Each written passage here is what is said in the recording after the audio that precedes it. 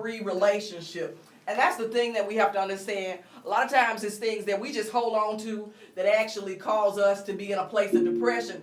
And that was one of the things, Nikki, that I heard you say when your grandmother passed and you lost what you thought was that glue to hold you together. You fell apart. And the thing is, in our Christian walk, a lot of times we don't like to be honest when we fall apart. We don't like to tell anybody when we went through a messy stage. We like to pretend that we always walked perfect. We never created sin, and we don't try to do anything. The problem is when we do that, we are hindering ourselves for allowing God to fight for us and take us to our true destiny. So in that concept, when we talk about the fatherless perspective, we have to address, and I mean, for me, I cannot speak on that. That's why you're here tonight, because I had the privilege and the honor of my father being there. And then, of course, I love my grandfather to death, so I was blessed and double fold over. I've had that love. And it does make a difference. It really makes a difference in a female's life. I know it makes a difference in a male life too. But as far as the daughters movement of us getting up and actually being healed and real about where we are in our relationships with men. And I say with men because that absenteeness of a father, I mean, I can remember just things that my father told me when I was young and told me when I became a teenager, and those things were like really inbred in me. So that when I became a woman, those were just rules that I knew to keep as far as men were going to follow in guidelines. But if you don't have those, you continue that cycle of unhealthy relationships. And that's why I say it takes you from a child of feeling neglected. It takes you from a child of feeling unloved. And I can almost feel and understand when you see it that you went to a place of because you was just trying to drink the pain away.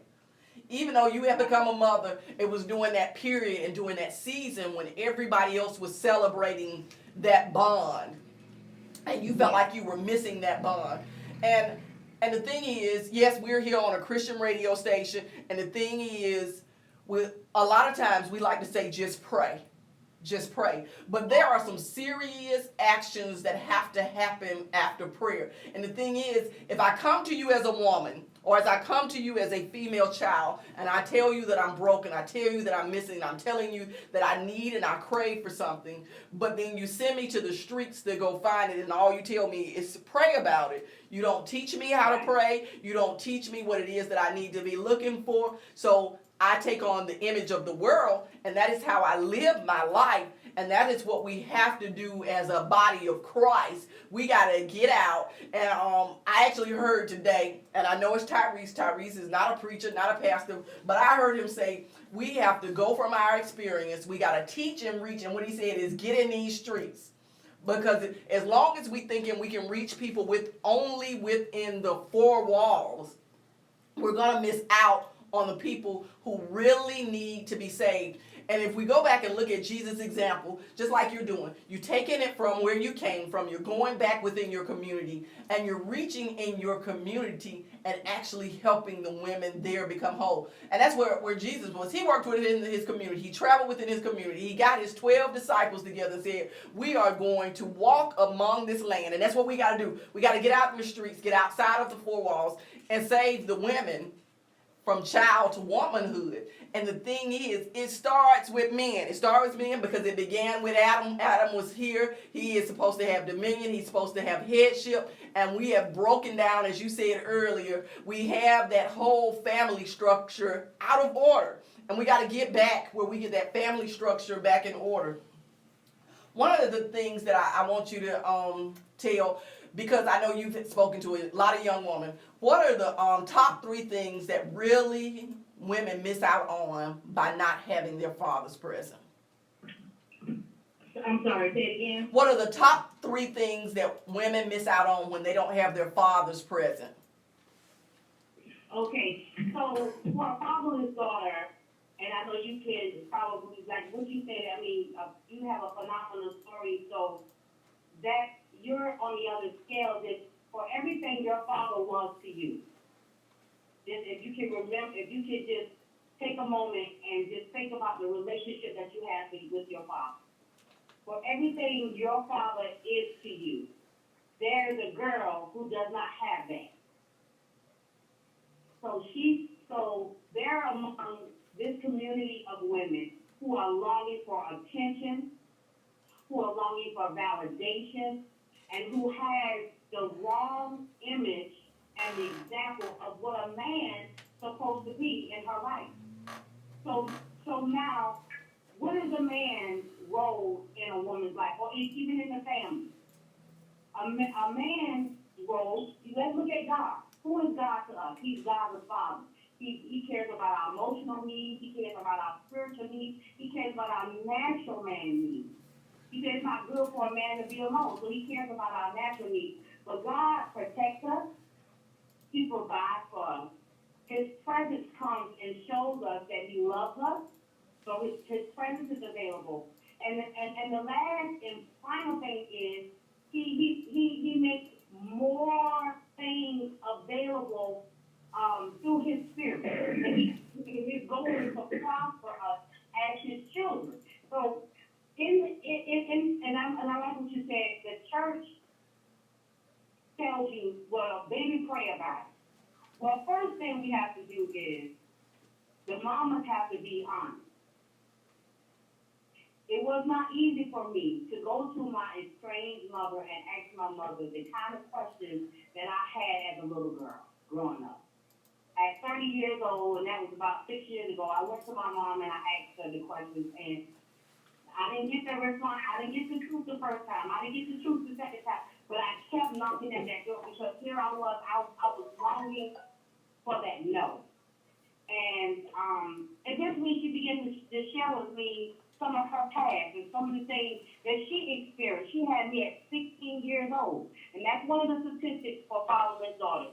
They typically have a high percentage rate over girls who do have fathers in their life. They have a more high percentage rate of having babies out of wedlock and teens pregnant. Yeah, because they're looking for that love, that validation that they're getting. Exactly. And one thing that you said about when you went to your mother to get the real story, that's something as a woman, when your child comes back and asks, why is your father not there? We have to be real. We got to tell the real story. We got to tell it all, so that way your child is not in a fairy tale world about what really happened in that relationship. And for you, you had the... Yeah, like you say, the truth is set you free, because you had that estranged relationship with your mother and your father. So that truth was going to set you free. I don't know who my father is. Yeah, that was going to allow you to actually become whole, so you could have at least peace with her. And the thing is, when we get that peace, then after we get that peace and we get that truth, we got to go through a stage of actually having forgiveness. And that's a big piece that we miss out on to become whole. So for the women that's on the line, for the men that are here, you have to allow women to have that time to reach that forgiveness. You can't just come back in a relationship and think that everything is just going to blend because we got blood together. It takes a time for that peace to come through.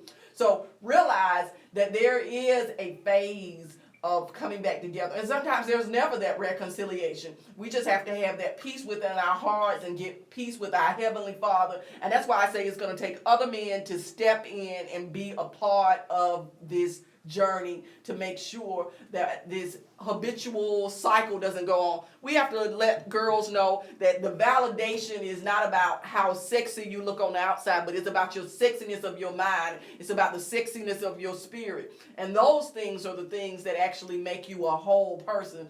So it's not about what you wear, but the love that you have in your heart actually for other people that make you a woman of God, that make you a beautiful woman. So those are the things that I like that you are empowering and educating and uplifting women so that they can become whole. And like I say, we don't need to allow the absence of that fleshly man to make it where we can't actually have a relationship with our spiritual father.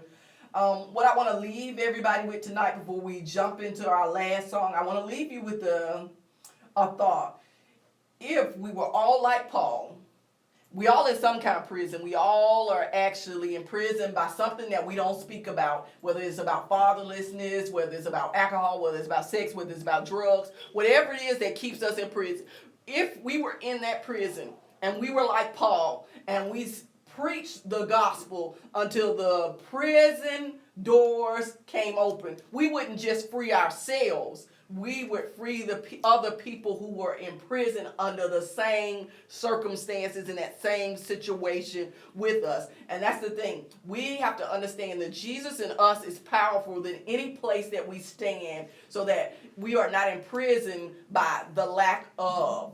We are empowered because we have the power to call on Jesus to free us from those prisons. And that's the thing. We have to teach people how to use that power that's within them. We have to teach people, and like it says, get out in the streets like you're doing, be a part of your community like you're doing.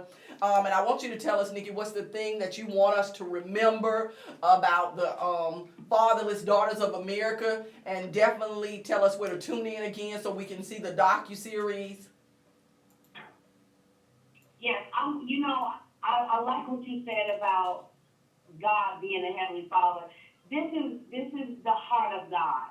He is after the family, and it's because the breakdown of the family is what we're seeing in our world. All of the poverty, all of the crime, all of the evil that we see among our children and our families is because of the breakdown of the family. So he's after the man, and that's not my position. I'm after the daughter. But I just want to leave with this thought. Deuteronomy 10 and 18 says, God defends the cause of the fatherless. God defends the cause of the fatherless. So with the Fatherless Daughters of America movement, we're here to help heal fatherlessness one girl at a time.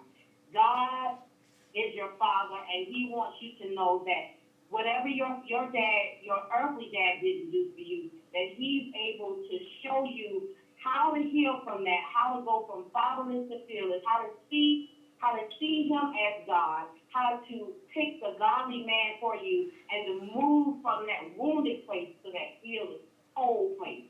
And so you can follow us. You can follow the movement on Fatherless Daughters of America.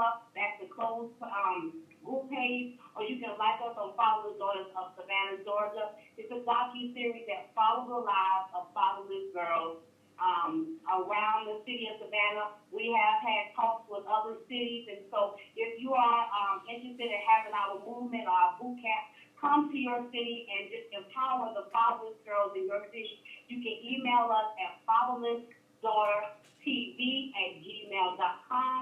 That's fatherlessdaughtertv@gmail.com. You can send me a message at Nikki White. I'm on Instagram as I am Nikki White. I'm on Twitter as I am Nikki White. We are also on YouTube as Fatherless Daughters of America. You can go see the past shows, the last season on there, and we're also coming into the new season of the show. So I'm very excited. Thank you so much for having me on 108 Praise. I have enjoyed having this discussion, and just know that God has you on his mind. If you are a fatherless daughter out there, God has you on his mind, and he has a healing in store for you, because he defends the cause of the Father. So before we close out to our song, I just want to leave you with the last word. I want you to know, set yourself free from whatever baggage that you have, because we all have some pains, but God will watch over you. So heal by helping somebody else. Heal by helping somebody else. So your goal is, men, heal by helping somebody else. Whether your house is whole, whether you've been a great father to your children, reach out and heal this nation by helping somebody else. Heal this nation by helping somebody else. Whatever it is that you can do, and I don't mean write a check, because we all donate, we make offerings, we make gifts, but we need to be that shoulder, we need to be that voice, we need to be that guide to help people. So leave the legacy that Jesus left us. He left us a Bible so we could have a roadmap, we could have some guides to go by. So we're going to go into our final song.